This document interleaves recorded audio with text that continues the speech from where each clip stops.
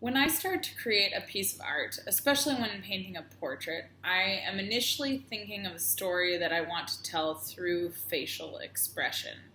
That emotion expressed through a face or body language influences my choice in colors, the texture that I use with the paintbrushes, and composition.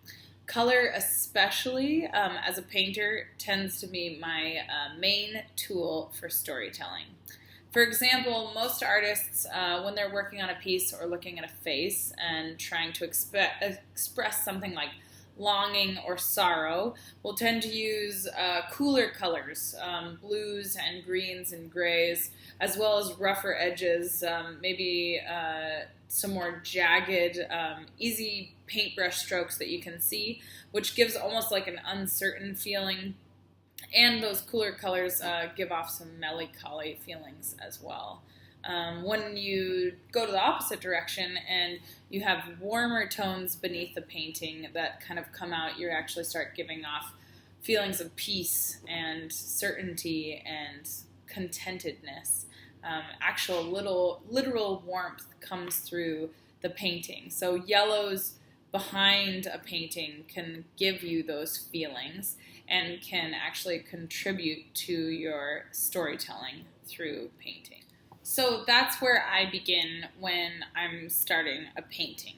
I begin with that background base color. What is going to shine through and give off the overall tone to the story that I'm painting? Do I want yellows? Do I want blues? Do I want grays? And how will that affect the colors that are going on top and the luminous give off of those colors that's kind of shining through and what it's going to do to the overall composition at the end.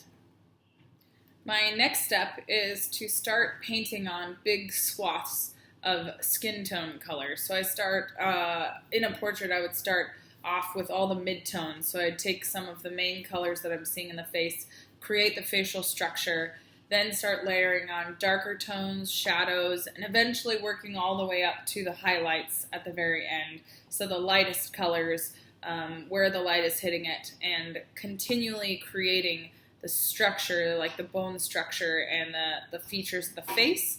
But as I'm doing this, it's really important to me to continually keep the entire painting, the entire composition at the same detail level. This is something that took a while for me to learn, is that you can't just dive in and start working on one section, like one eyeball, and get that to a point where you like it. You have to continually work on the painting as a whole. As the face develops, everything develops with it. So you don't have lips that are really super detailed and an eye that's more mushy. You have everything that's working on the same level. So I continually am going around the painting, working everything to the same level, and then getting more detailed as the painting progresses, moving more paint around and adding more colors on in both those highlights and lowlights to create that as well. I don't tend to put in a lot of detail. I don't work in realism in my portraits. I get to a point where you get the essence of the face, you see the colors, you can see the paintbrush and the tones that change with the paintbrush. I really like that.